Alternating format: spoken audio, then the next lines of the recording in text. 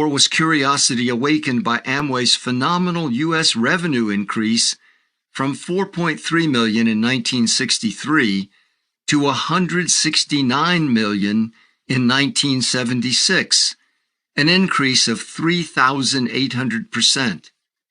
The question as to why almost 200,000 people a year would sign up to gain average retail profit of less than $3 a week before expenses from selling laundry soap seemingly did not occur to Judge Timoney or Commissioner Pitofsky.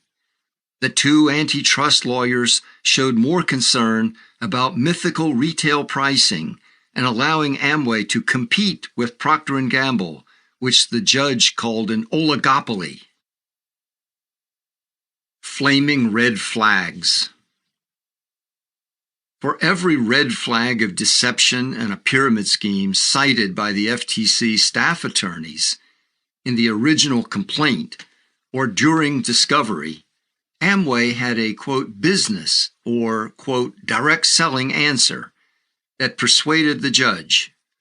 These red flags included false income claims of lifetime residuals, sudden and extraordinary growth, promises of great income based on duplication and multiplication of recruiters recruiting recruiters. 3/4 of the newest recruits quit within 1 year. Overall annual turnover rate of 50 to 60% of all participants, yet the hundreds of thousands of departing recruits left no repeat retail customers behind for the new ones to build upon. Month to month, revenue tracked directly with recruiting levels, and average revenue per recruit remained constant. All recruits signed sales contracts, though they underwent no formal sales training, and no evidence was offered that most ever sold any product at all. Only 25% of the entire sales organization gained any of the lucrative recruiting-based bonuses, and most of them made almost nothing. Yet a few at the top of the recruiting chain received enormous payments. Largest expenditure of the company was for payments to recruiters. Business was said to be based on retailing, but retail selling was not company verified, company managed, and the company did not compensate for retailing. Recruiting chain had no territorial restriction, and every salesperson was encouraged to recruit more salespeople.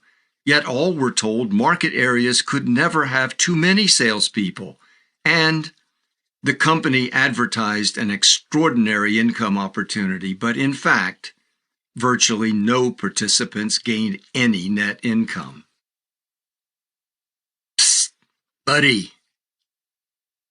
The Amway story to recruits that it is a direct selling business run by pious and conservative executives offering opportunity to sell household products served as an innocuous and plausible introduction, but it was the plan that would later be explained, the one invented by Mittinger and Castleberry at Neutralite, and which Amway copied, that enabled Amway to make the electrifying claim it had special access to unlimited rewards it could offer recruits.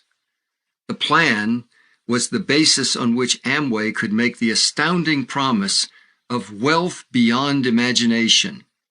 These are claims that no other direct selling company could plausibly make. The cruel rigors, the human limits, and sheer loneliness of real direct selling were all too well known. This direct selling business story provided the rationale for soliciting enormous numbers of marks to sign sales contracts and charging in advance for sales kits based on an income proposition. This was the equivalent of what legal scholar Arthur Left called the psst buddy approach. The story also convinced the judge that although almost no recruits ever made a net profit, Amway's extraordinary references to unlimited income were not callously deceptive and capable of causing a mass mania. Rather, in the tradition of Dale Carnegie courses, these references were merely inspirational and motivational. The FTC agreed with this, and the commissioner affirmed the view that, quote, generalized income claims by Amway were not misleading, calling them vague puffs, which few people, if any, would take literally. The Green magistrate had apparently never attended one of Amway's opportunity rallies, seen the expressions on the faces of attendees, and watched the ecstatic responses to Amway's income promises. He was apparently unaware of the hysteria an unlimited income promise can produce. This was the same fanaticism historically associated with the famous tulip mania, periodic real estate bubbles, gold rushes, and other popular delusions. In 2004, NBC Dateline took hidden cameras into Amway recruiting events, including a mass rally in South Carolina. More than 10,000 people gathered in a huge darkened auditorium. Each attendee held a lighted candle as they followed an Amway promoter in a thunderous chant. "Freedom! Freedom! Flush that stinking job!" Based on Amway's claim to offer them unlimited income, the recruits were exhorted to quit, flush, whatever work or profession they were doing. From my own experience running a consumer education website for 19 years and serving in more than 30 court cases, I have personally and repeatedly seen instances of MLM victims divorcing spouses, neglecting children, and bankrupting themselves and their families in the quest for the unlimited income that Amway and other MLMs promised. Some have committed suicide as their dreams were not fulfilled, and they had flushed all other career pathways and social relationships. In the final ruling of the Amway case, 1979, Judge Timoney dismissed the entire phenomenon, later to be identified by cult experts and psychologists as, quote, undue influence and mind control, and by others as the classic big lie. Wikipedia defines the big lie, quote, "A big lie is a propaganda technique. Adolf Hitler coined the expression when he dictated his 1925 book Mein Kampf about the use of a lie so, quote, colossal that no one would believe that someone, quote, could have the impudence to distort the truth so infamously." Judge Timoney, and then the FTC, accepted Amway's claim that business was not based on rewarding recruiting, but on retailing, even though Amway increased payments to recruiters per transaction based on increased recruiting. Any experienced door-to-door salesperson in the tradition of Fuller Brush or Avon of that time would likely have seen the model as unworkable as a retail sales business and would have found the incentive to recruit your own competitors in your own sales area incomprehensible. Experienced salespeople in any field would quickly see the entire pay plan was oriented to recruiting, because the high incomes, indeed any net income at all, could only be gained from recruiting. The contradictions and impossibilities of Amway's story were fully grasped by the government attorneys, led by FTC staff attorney Joseph Brownman. In the initial complaint filed in 1975, FTC attorneys had argued the obvious, quote, "The greater the number of distributors or dealers previously recruited, the lower the chance of a profitable distributorship or dealership operation." Apparently, the FTC attorneys did not believe that it required significant explication.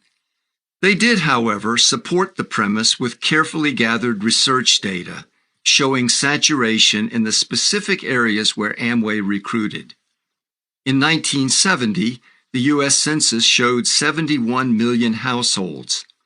In 1977, at 360,000 salespeople currently enrolled, each Amway distributor would therefore have had less than 200 households on average to recruit or even to sell to. Factoring all the millions unable and uninterested to buy and more than 1 million ex-Amway distributors, the true per capita market for the hapless new Amway recruits was pitifully insufficient.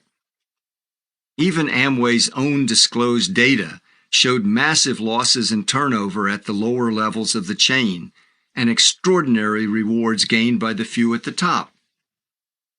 Just as Nutrilite's attorneys had baffled the FDA with diverting disclaimers while still managing to promote its potions as miracle cure-alls, Amway's attorneys led Administrative Law Judge Timoney and Commissioner Potofsky into a rhetorical labyrinth, linking infinite expansion to free enterprise and turning the doomed pursuit of income in an endless chain scheme into an American dream story. Timoney's ruling and the FTC's affirmation, written by Commissioner Potofsky, established an entirely new economic paradigm, a legalized pyramid scheme.